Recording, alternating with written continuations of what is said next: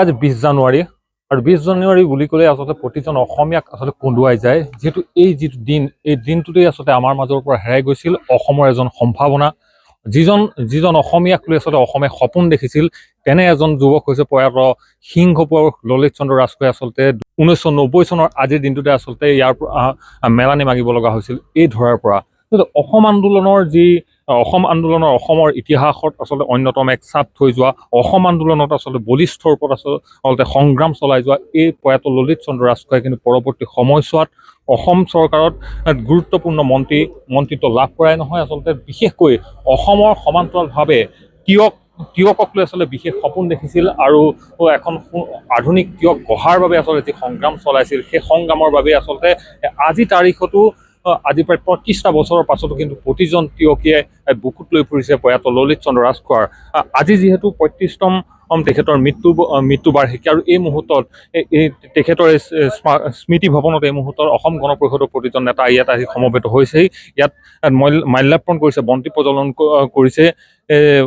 প্ৰয়াত ৰাজখোৱা দেৱৰ সহধৰ্মিনী এই আমাৰ মাজত এই মুহূৰ্তত আছে আৰু আমি সামগ্ৰিক পৰিৱেশ দেখাই আছোঁ যে পুৱাৰ ভাগতে ইয়াতে মাল্যাৰ্পণ কৰিছে, ইয়াতে যি বন্তি প্ৰজ্বলন কৰা হৈছে, অসম গণ পৰিষদৰ বিভিন্নজন নেতা ইয়াত আহি উপস্থিত হৈছে। মই পোনে পোনে কিছু অনুভৱ ল'ব বিচাৰিছোঁ। এই মুহূৰ্তত বাইদেউ আমাৰ মাজত আছে, কিন্তু শাৰীৰিক অসুস্থতাৰ বাবে বাইদেউ কিছু কথা ক'বলৈ এই মুহূৰ্তত অপৰাগতা প্ৰকাশ কৰিছে, কিন্তু মই পোনে পোনে অসম গণ পৰিষদৰ কেন্দ্ৰীয় সমিতিৰ সম্পাদক মহোদয় আছে, তেখেতৰ পৰা মই কিছু কথা বিচাৰিম। কেনেকুৱা ধৰণৰ আচলতে আজিৰ যিটো দিন অসমৰ বাবে অতি বেদনাদায়ক আজিৰ দিনটো, যে 1990 চনৰ আজিৰ দিনটোৰ কথা মনত পৰিলে আচলতে প্ৰতিজন অসমীয়াই কান্দে।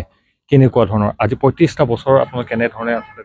হয়, আজিৰ দিনটো সঁচা অৰ্থত ক'ব গ'লে এটা অতি বেদনাদায়ক দিন, যিটো দিনত 1990 চনৰ জানুৱাৰী 20 তাৰিখে অসমৰ যিগৰাকী প্ৰাক্তন ছাত্ৰ নেতা, প্ৰাক্তন মন্ত্ৰী, আমাৰ সকলোৰে শ্ৰদ্ধা আৰু মৰমৰ জাতীয়তাবাদী নেতা ললিত চন্দ্ৰ ৰাজখোৱা ডাঙৰীয়াৰ দুৰ্ঘটনাত পতিত হৈ মৃত্যুক সাৱটি লৈছিল। আৰু যোৱা প্ৰায় ৩৫টা বছৰ আজি ৩৫ সংখ্যক মৃত্যু তিথি বা আমি সকলোৱে এই দিনটো স্মৃতি দিৱস হিচাপে পালন কৰি আহিছোঁ। আৰু আজি এই বেদনাদায়ক যিটো দিন, এই দিনটোত আমি সকলোৱে তেখেতৰ সমাধিস্থলত উপস্থিত হৈ আমাৰ যিসকল দলীয় সতীৰ্থ বা প্ৰয়াত নেতাগৰাকীৰ সেই সময়ৰ যিসকল সতীৰ্থ আছিল প্ৰায় সংখ্যকে ইয়াত উপস্থিত হৈছেহি। আৰু এই ৩৫ সংখ্যক মৃত্যুৰ দিনটোত বা মৃত্যু তিথিটোত তেখেতৰ প্ৰতি গভীৰ শ্ৰদ্ধা নিবেদন কৰিছে। আৰু আমি সকলোৱে আশা ৰাখিম যে প্ৰয়াত নেতাগৰাকীৰ যি আদৰ্শ, তেখেতৰ যি ধৰণৰ তেখেত জীৱিতকালৰ আঞ্চলিকতাবাদ আৰু জাতীয়তাবাদৰ প্ৰতি যি অৰিহণা, এইখিনিক স্মৰণ আমি আজিৰ দিনটোত কৰোঁ বা যোৱা সময়বিলাকত অকল 20 জানুৱাৰী বুলিয়ে নহয়, তেখেতৰ স্মৃতি আমি ধৰি ৰাখিবলৈ সকলোৱে অহোপুৰুষাৰ্থ কৰি আহিছোঁ। আৰু আমি প্ৰতিশ্ৰুতিবদ্ধ, তেখেতৰ স্মৃতি সদায় আমি জীয়াই ৰাখিম, এইখিনি আমি প্ৰতিশ্ৰুতি ৰাখিছোঁ। আৰু আমাৰ এই ক্ষেত্ৰত তিয়ক সমষ্টিৰ প্ৰান্তে প্ৰান্তে যিসকল জাতীয়তাবাদ আৰু আঞ্চলিকতাবাদত বিশ্বাসী জনসাধাৰণ, তেখেতসকলো আজিৰ দিনটোত তেখেতক গভীৰভাৱে শ্ৰদ্ধা নিবেদি আহিছে। কোনোবা হয়তো আহিব নোৱাৰিব পাৰে বিশেষ কাৰণবশতঃ, কিন্তু তেখেতক আজিৰ দিনটোত সকলোৱে স্মৰণ কৰে আৰু তেখেতৰ যোৱা সময়বিলাকত সমষ্টিটোৰ প্ৰতি যি অৱদান, এই অৱদানক প্ৰত্যেকটো মুহূৰ্ততে স্মৰণ কৰি আহিছে। নিশ্চিতভাৱে আচলতে প্ৰয়াত ললিত চন্দ্ৰ ৰাজখোৱা দেৱৰ একালৰ সতীৰ্থ আচলতে পৰেশ বৰা ডাঙৰীয়া আমাৰ মাজত আছে। কিন্তু কিবা এটা অনুভৱ তাহানিৰ দিনৰ কিছু অনুভৱ আপুনি যদি ললিত চন্দ্ৰ ৰাজখোৱাদেৱলৈ আজি তিয়ক সমষ্টি, বয়নী সমষ্টি, দেৰগাঁও সমষ্টি, আমাৰ যোৰহাট সমষ্টি, পূৰ্বৰ তিয়ক সমষ্টি, কেওটা সমষ্টিৰ তৰফৰ পৰা আজি তেখেতলৈ আমি গভীৰ শ্ৰদ্ধাঞ্জলি জ্ঞাপন কৰিছোঁ। আৰু ললিত চন্দ্ৰ ৰাজখোৱাদেৱৰ সেই বেদবাক্য, মই বিচ্ছেদৰ বীৰগতি নহয়, মই সংগতিৰ সন্তান, এই বাক্যৰে হিৰোগত কৰি লৈ অসম গণ পৰিষদ দলৰ সকলোজন কৰ্মীয়ে তেখেতৰ আদৰ্শ নীতিক হিৰোগত কৰি লৈ আজি দলত আত্মনিয়োগ কৰি আহিছে।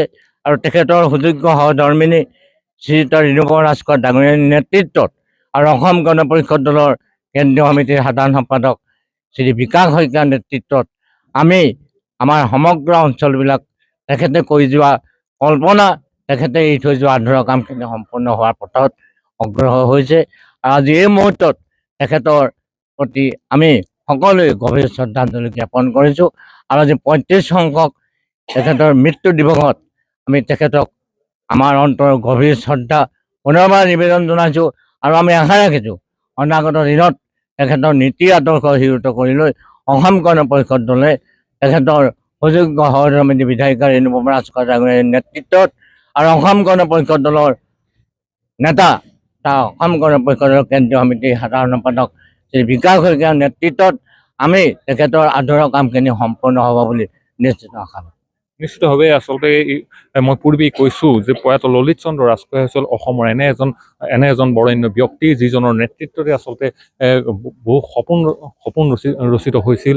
অসম আন্দোলনত আচলতে অতি বলিষ্ঠভাৱে নেতৃত্ব দিছিল আৰু তাৰ পৰৱৰ্তী পৰ্যায়ত তিয়ক বিধানসভা সমষ্টিৰ পৰা বিধায়কৰ আসন অলংকৃত কৰি অসমৰ অন্যতম এজন সুযোগ্য মন্ত্ৰী হিচাপে মন্ত্ৰী হৈছিল। আৰু এনেধৰণে আচলতে যি সপোন লৈছিল, বিশেষকৈ অসমক সমান্তৰালভাৱে তিয়ক গঢ়াৰ যি সপোন লৈছিল, এই সপোনৰ গাত গইনা লৈ আচলতে পৰৱৰ্তী পৰ্যায়ত তিয়কৰ যিগৰাকী বৰ্তমানৰ বিধায়িকা ৰিণুপৱন ৰাজখোৱাই কিন্তু বাট বোলা পৰিলক্ষিত হৈছে। কিন্তু আজি তাৰিখত আজি 35টা বছৰৰ পাছতো কিন্তু তিয়কৰ অলিয়ে গলিয়ে প্ৰতিটো প্ৰান্তত প্ৰয়াত ললিত চন্দ্ৰ ৰাজখোৱাক কিন্তু আজিৰ বিশেষ দিনটোত বিভিন্ন দল সংগঠনে এনেধৰণে স্মৰণ কৰা পৰিলক্ষিত হৈছে।